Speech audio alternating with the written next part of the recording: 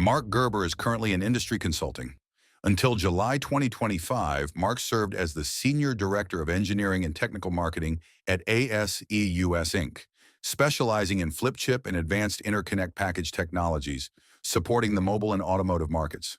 Mark joined ASE in Feb of 2015 and brings a diverse set of semiconductor experiences from Texas Instruments, Motorola Sean Freescale, YNXP, and Dallas Semiconductor, Maxim Integrated, including advanced interconnect and IC package development, as well as a history of new product introductions.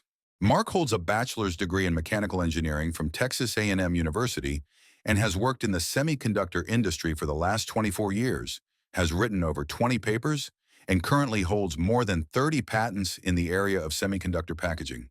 He is an IMAPS Fellow. Mark previously served IMAPS Executive Council as Vice President of Technology.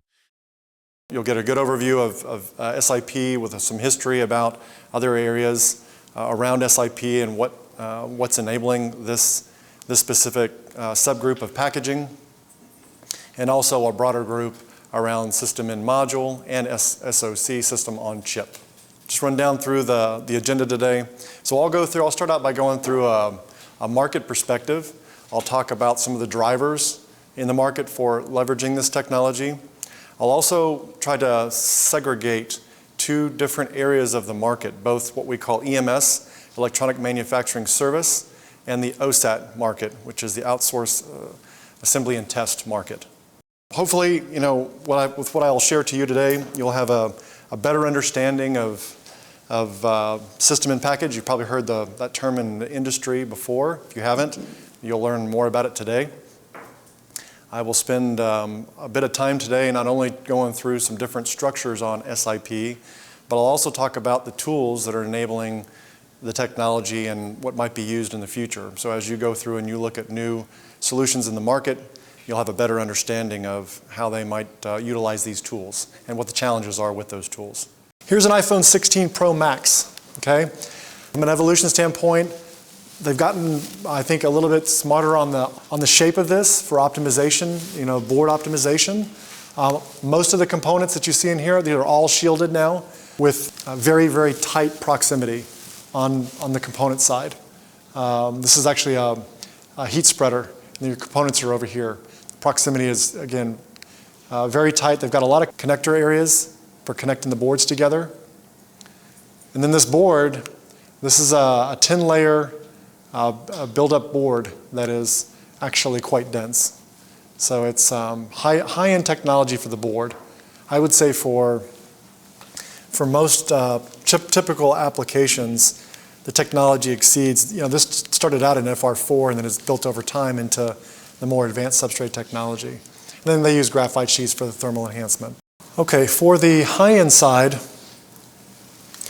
some different examples. Of course, you've seen gaming, networking, the server types. So when we look at this, one of the things we see, it's a little bit different than the traditional package that's built on an OSAT side, is the shape.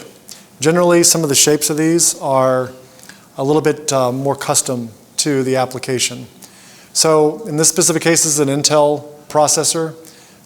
Generally, what you're going to see on some of these higher end devices, they're going to have decoupling capacitors on the top side or bottom side. So in the older generations, you'll see them a lot on the top side. The newer generations, there's a lot of them on the bottom side.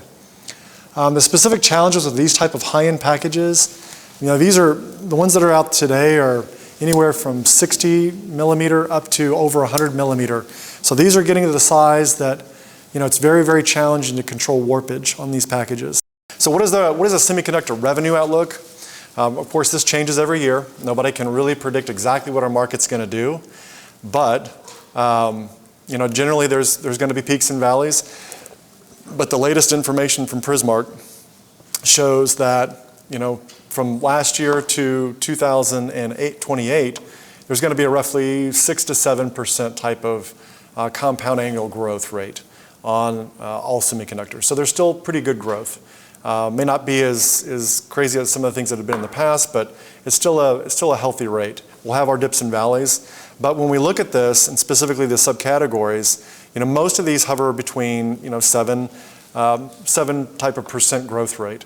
Some will be less, some will be more. It just depends. But within this, there's a lot of solutions that require the SiP platform in the different technologies. So it is definitely important to enable the semiconductor revenue outlook moving forward.